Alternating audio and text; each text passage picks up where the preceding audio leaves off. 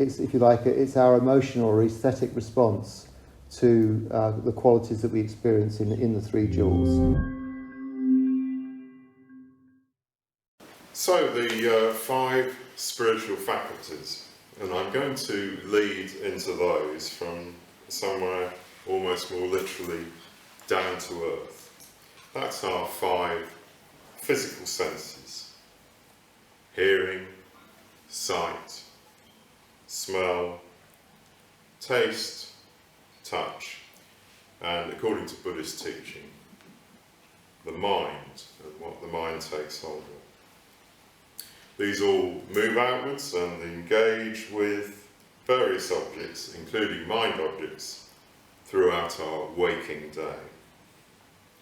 All the time we're being drawn by the senses, so it's not surprising that we routinely identify ourselves with them, the senses, and the psychophysical organism to which they belong. A lot of the time we function largely on that basic psychophysical plane, governed or perhaps even controlled by our senses. So, Nirvana's founder, Bhante Sangharakshita, points to the example of waking up in the morning. During sleep, of course, our physical senses are more or less in abeyance. But eventually we wake up, we open our eyes, turn over sleepily, and start becoming aware of the external world again. As we do so, the senses all begin to look for their respective objects. We start to act on the impulses they generate. We might make a tea or coffee, turn on the radio or our phone. We might turn over for another 5 minutes under the duvet. So it's interesting that in both the Pali and Sanskrit languages, the same term indriyas denotes both the 5 sense faculties and the 5 spiritual faculties. The list of spiritual faculties is Shraddha, or faith, Prajna, or wisdom, Virya, or energy, perhaps also translated vigour, and Samadhi, or concentration, sometimes rendered as meditation, and Smriti, or mindfulness. The set of 5 spiritual faculties collectively is termed the Panchandriya. The scholar Brixton calls these spiritual faculties cardinal virtues. Now note the difference there. The term virtue introduces a value judgment. So exercising each of the faculties skillfully is conducive to positive mental states and hence to spiritual progress. But on the other hand, Konza's translation fails to acknowledge that, as we just noted, the same term is used for the spiritual faculties as for the sense faculties. That's significant because it indicates the overriding importance of the 5 spiritual faculties to the spiritual life. The suggestion is that the 2 sets of indriyas perform analogous functions. Just as the 5 sense faculties govern mundane life, so in the same way the 5 spiritual faculties govern the spiritual life. Just as we find our way around the world with our sense faculties, so in the same way we find our way around the spiritual world with the 5 spiritual faculties. So Sangharakshita, our founder, says that if our various physical senses are, to the extent that we have them at all, more or less fully working, our spiritual faculties are usually, on the other hand, embryonic and need developing. This development of the 5 spiritual senses or faculties makes up the pattern of Buddhist life. So the training of the disciple consists in developing the 5 spiritual faculties equally and in a balanced, harmonious way. by means of the integrating faculty of mindfulness, the disciple counterbalances faith with wisdom and vigour with concentration. So mindfulness, the central integrating faculty, balance, energy with meditation, and faith with wisdom. The idea is to attain a state of perfect psychological and spiritual equilibrium, or indriya samatha. For instance, in a story from the Pali Canon, the Buddha rebukes Sona Kalavisa for developing vigour at the expense of concentration. If you like, he's pushing his meditation too hard. In a famous and rather lovely simile, the Buddha tells him that just as a lute is unfit for playing when the strings are either too taut or too slack, so does too much output of vigour lead to restlessness on the one hand, or too feeble an output of vigour to slothfulness, laziness. Sona should therefore aim for an evenness of vigour. The interactivity of the faculties can usefully be expressed as a simple mandala in circular formation like this. The two balancing pairs, as we've seen, on the vertical and horizontal axes, and mindfulness again as the central integrating factor. In the Theravadan school of Buddhism, full development of the 5 spiritual faculties makes one an arahant, that is, an enlightened disciple. After the Buddha's parinirvana, or final passing away, however, different schools tended to specialise in different faculties, one in particular, perhaps in each case, and that one at the expense of others. So that gave a rather biased approach to enlightenment. So, for example, the Abhidharmikas and the Madhyamakas developed wisdom, the Yogacharans concentration, the popular devotional movements faith, and the esoteric tantric traditions vigour. So, adopting the balanced scheme of the mandala amounts to approaching Buddhism in a non-sectarian way. If we approach Buddhism in an exclusively Abhidharmikan, Madhyamikan, Yogacharan, Zen or Tantric way, we miss out, says Sangharakshita. He advises us to approach the whole Buddhist tradition, whole in time and whole in space, by trying to include, comprehend, and fathom the essence of it all. In other words, a truly ecumenical approach. Sangharakshita also approaches the balance expressed by the mandala in more psychological terms. There are many aspects to human nature, the emotional, the intellectual, or if you're a Jungian, the introvert, the extrovert, and so on. Faith and wisdom, for instance, can be taken to represent our emotional and intellectual sides, which have to be balanced.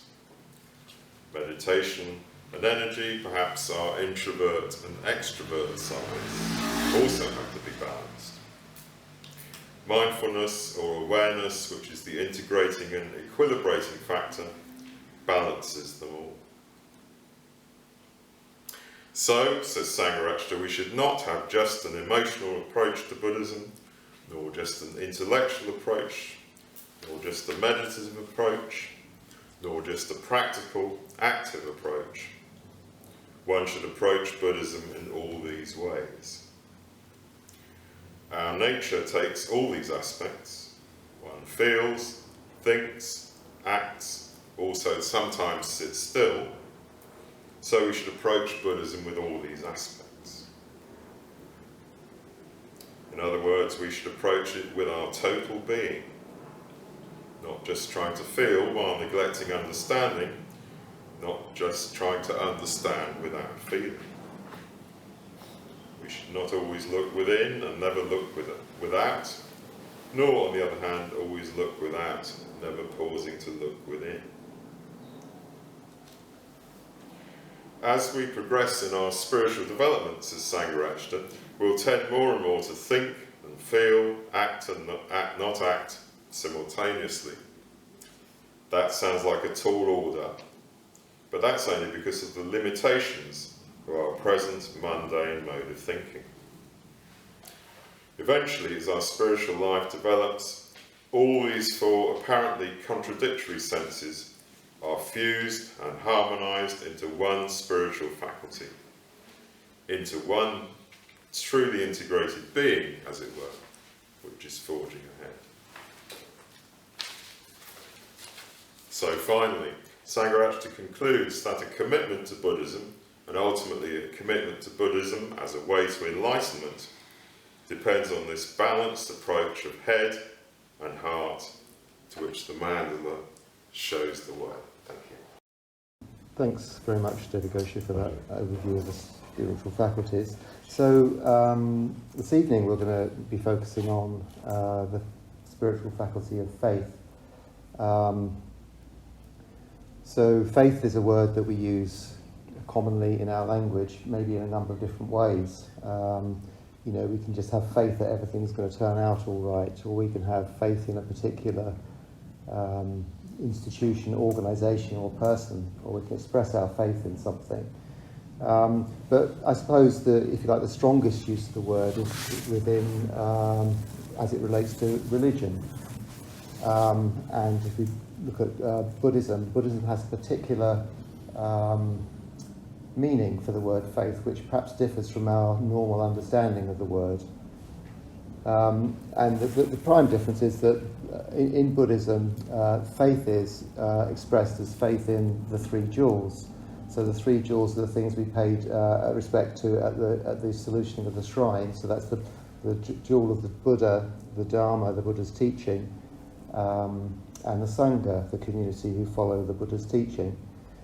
So, and primarily, faith of a Buddhist is in the Buddha himself. So the Buddha, before he became the Buddha, when he was Gautama, he was a very privileged man. Many of you may know this, a very privileged man who lived 2,500 years ago. And he was troubled by three sights, the famous three sights of aging, sickness and death. He saw those, he was very conscious and sensitive to those three realities of our existence, and he knew that he didn't know of any way of escaping them, and he couldn't really live his life comfortably with that in mind. And so his famous fourth sight was the sight of an ascetic, a wandering spiritual holy man, and he saw in that ascetic something, a way to find this liberation from these things that were troubling him. This liberation effectively simply from suffering. And so he went forth from his homely life. He left all of his luxurious home behind, and he followed various teachers. He joined with various ascetics, and eventually he went off on his own and achieved this enlightened state. And so the Buddha, this enlightened state, which is, almost, it's ineffable, it's immensely blissful. It shows us the reality of our existence, something which we can only point to, we can't describe accurately. But the important thing is that a Buddhist essentially has faith in that story of the Buddha. That a Buddha starts off as a normal human being who, through his own efforts, can achieve this enlightened state, this blissful enlightened state. So that's the element of, a strong element of Buddhist faith. And following on from that, a Buddhist has faith in the Dharma, the teaching of the Buddha, and has faith that teaching will in fact lead them to this state of enlightenment. And lastly, a Buddhist has faith in the Sangha, and sees that practicing with people who, like them, are looking to achieve this enlightened state through practicing the Dharma. They too will help them and support them in their journey to enlightenment. So the Buddhist word for faith is Shraddha. The Sanskrit word for faith is Shraddha. And the translation of Shraddha is to place one's heart upon. So a Buddhist places their heart on the Buddha, the Dharma, and the Sangha. And that sort of points to an emotional aspect of faith. You know, maybe we might look at it as an intellectual. It has an intellectual component, but it has also a strong emotional component. And Sangharashtra, who Devaghosa referred to, the founder of Nirvana, points to the fact that we can't just live on, with this faith alone, this emotion alone. We have to balance it with our wisdom. And that's something on the diagram up there. You can see that faith and wisdom are opposed to each other. It's not really opposed, but they balance one another, or there's a tension, let's say, between the two. And so a Buddhist faith needs to check their faith with wisdom. And Sangharashtra points to maybe three things we should consider. What's our intuitive response to what we're hearing or reading or seeing? Does it resonate with us? Does that truth resonate with us? Does it just set something off in us that points to the fact that it might be the truth? And also in his survey on Buddhism, Sangharashtra points to some traditions in Buddhism which say that the enlightenment state itself there are elements of that in our consciousness, and if you like, it's that which resonates with the truth, the capital T. And then, excuse me,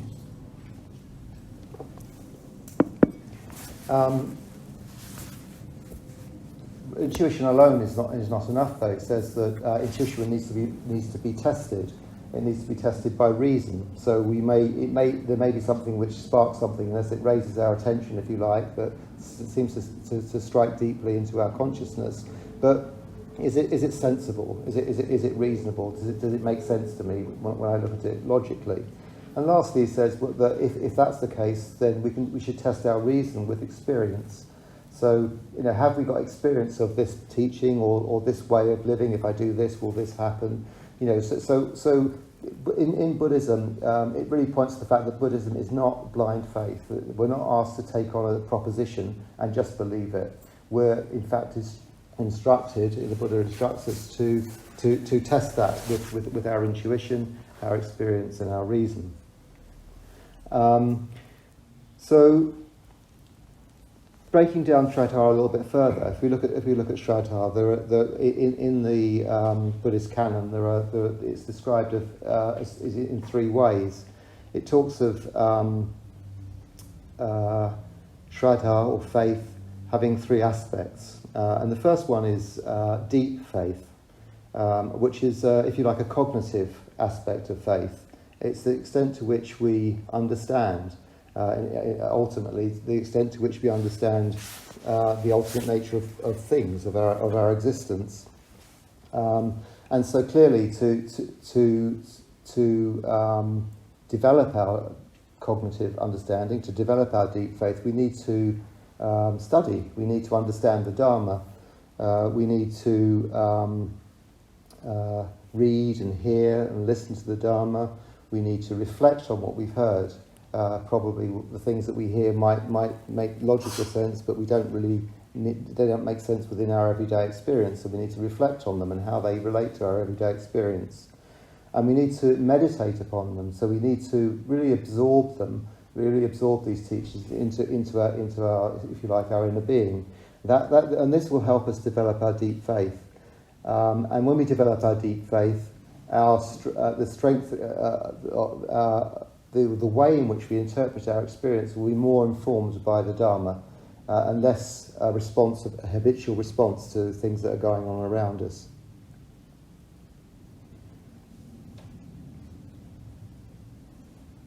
So, by way of example, we could look at as a dharmic, if you like, concept, or a very important dharmic concept. We could look at karma.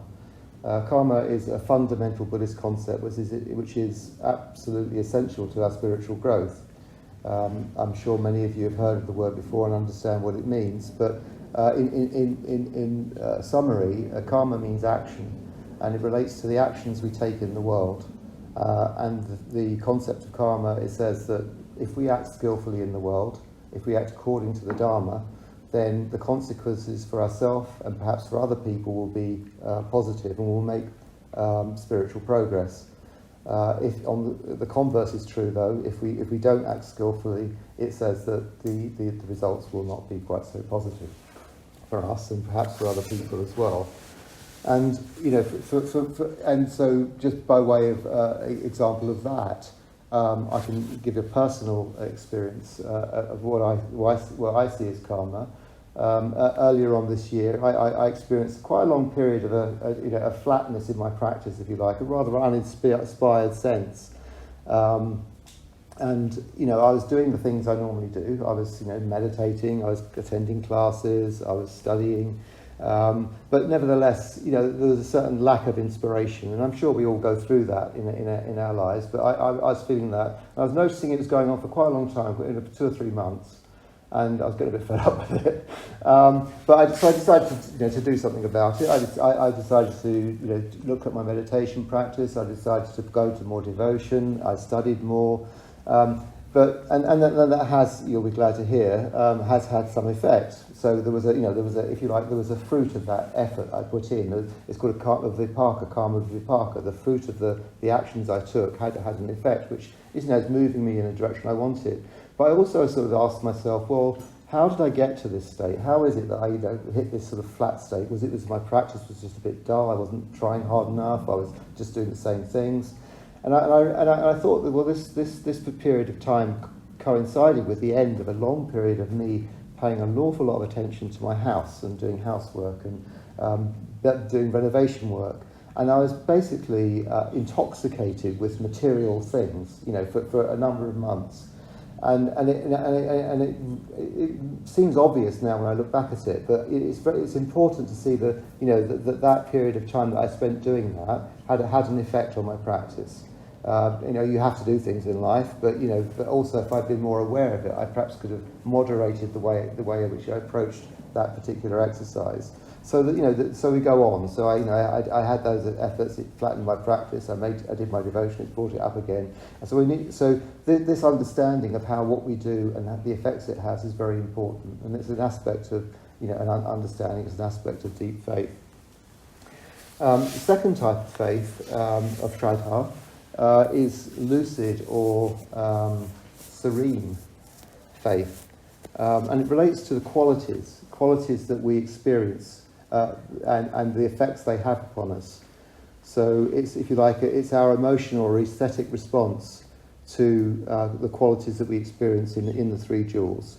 And for me, the closest example and the best example I can give of that would be a Dharma Day that we celebrated here, not this last weekend, but the weekend before.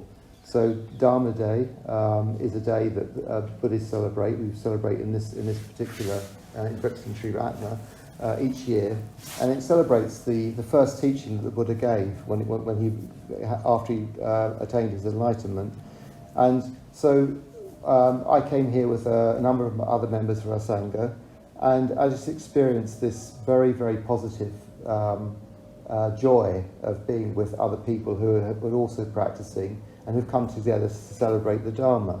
And there's a kind of and it was made extra special, if you like, by the fact that on our event days here, we tend to celebrate them also, the people who've asked to become mitras, or friends of Brixton Buddhist. And there were 2 people there, Richard and Stephanie, who asked for that recognition of them becoming friends of Brixton Buddhist.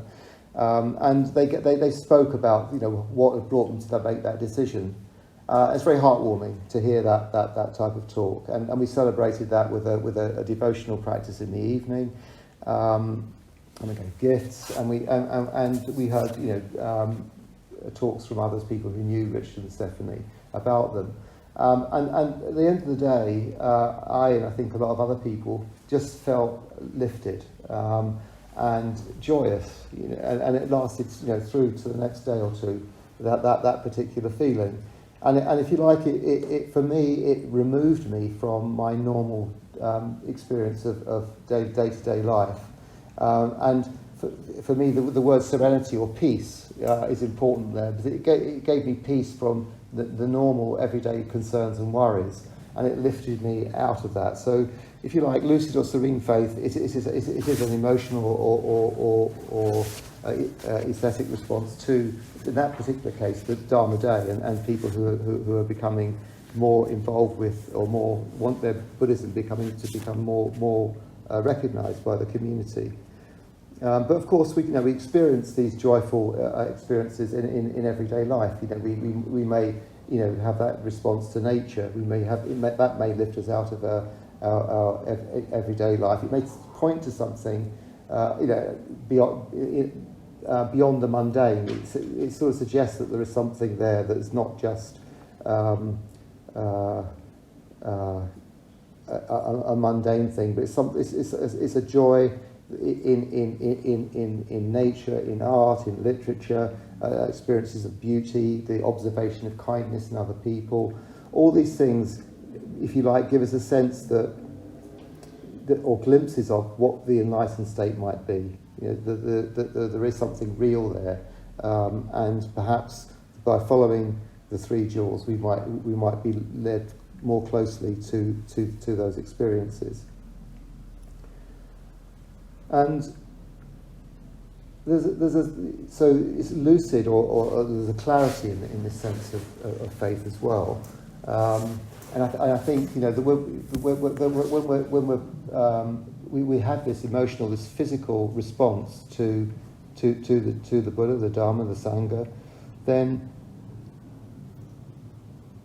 it's a felt response. It's not an intellectual understanding like the former type of faith, and it gives us sort of a kind of relief or a peace, as I've said, and a glimpse into something sort of inexpressibly blissful and satisfying. So then we come on to the last type of faith, the last description of longing faith. And so longing faith is a sense that we do sense that there is something, that we have a faith in to some extent of the enlightenment. We don't know exactly what it is, but we do sense that perhaps it's some way distance from where we are. But we want to make effort to go there. And our experience of deep faith and lucid faith, our understanding of the Dharma, our contemplation of the Buddha, our response, our emotional response to these qualities, tell us that whilst it might be a long journey, we want to make the moves towards it. And so, in his book Mind in Harmony, Subhuti talks about longing faith as the desire to fulfil the possibilities faith sets before us, which is like quite a neat expression, I think. And so we have this longing. It's not just an intellectual exercise. It's not just enjoying experiences. It is also a longing to actually make the journey. That's longing faith. But one of the things that's required apart from this longing faith, as part of this longing faith, is a belief or faith in ourselves. We have to believe that we can make this journey.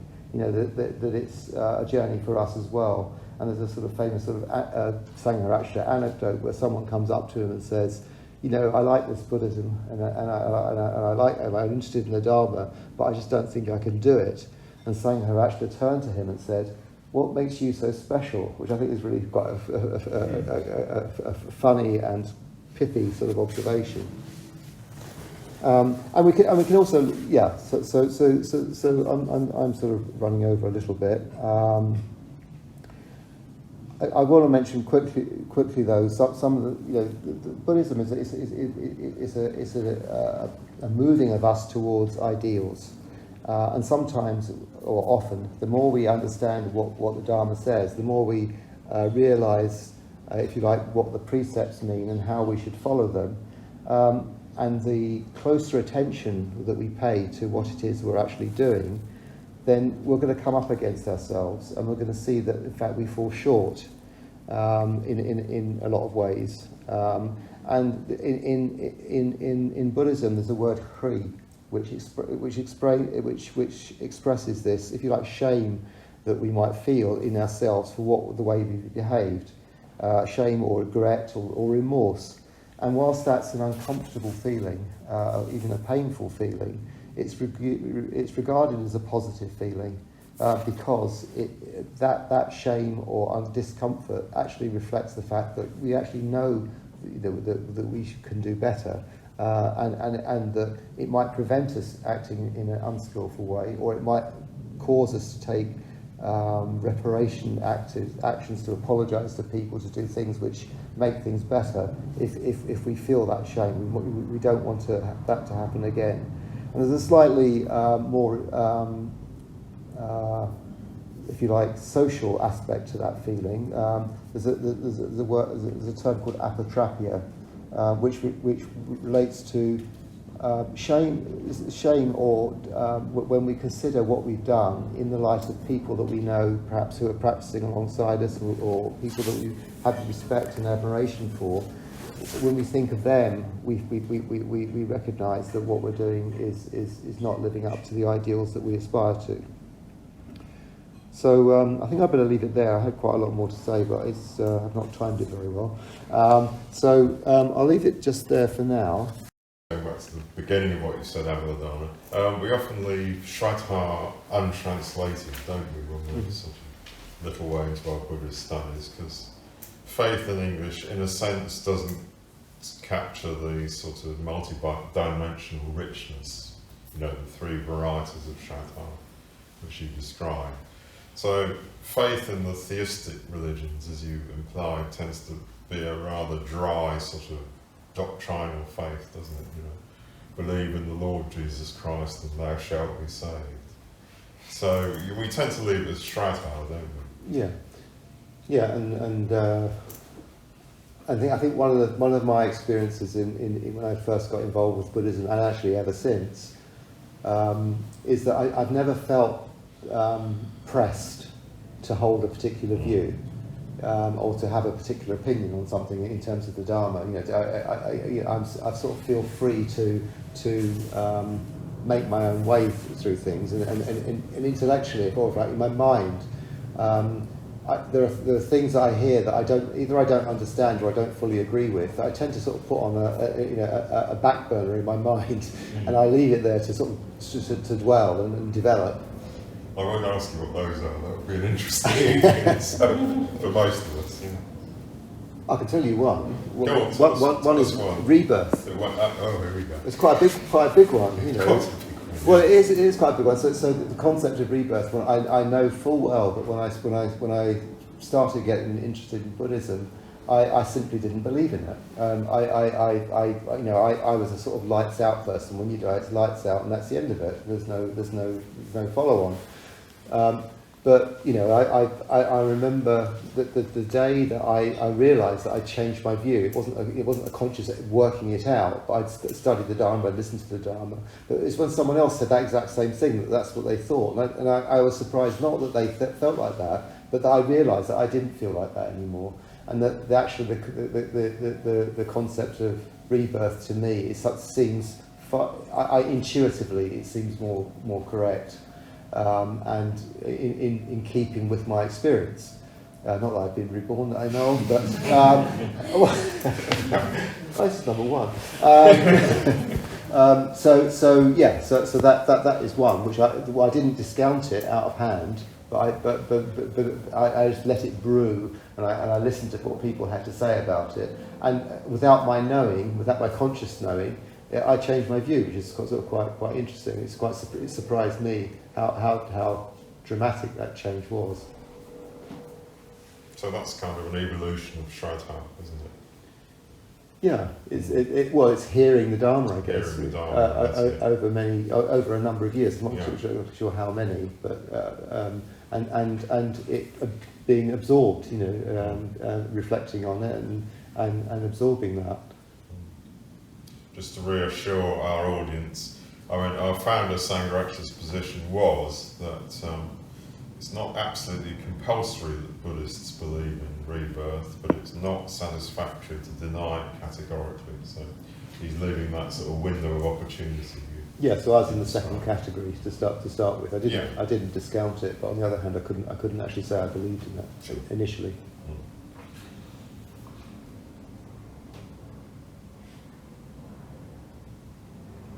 I'm wondering what I mean. I remember when I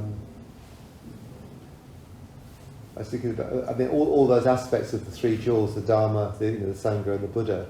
Of the three, I think my earliest connections were with the Sangha and then the Dharma, and with the Buddha, I find myself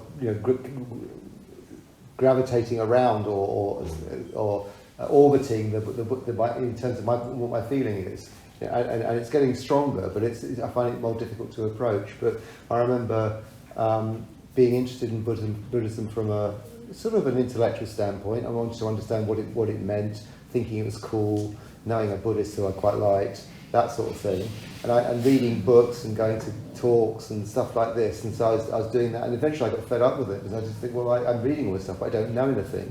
And I remember coming to Brixton when it was at the Lido, opening the door and being welcomed into some cushions, by being spoken to by people, hearing someone talk and relating what their personal understanding of the Dharma, and that was just like a mighty relief. And so the Sangha really said, this is where I need to be. I really need the Sangha. I need to practice with other people. Yeah, I think that's such a common experience. Most people have a favourite jewel to start with, whether it's the Buddha, the Dharma, or the Sangha. That's their point of entry. Some people are very dry and doctrinal, and they have to, be inspired by the Buddha eventually in the company of the Sangha. So it's really back to a mandala formation. The aim is to sort of hold the three jewels in an equality, a mutual regard. And that sort of blossoms as one goes on. So I'm wondering if anybody else wants, if we maybe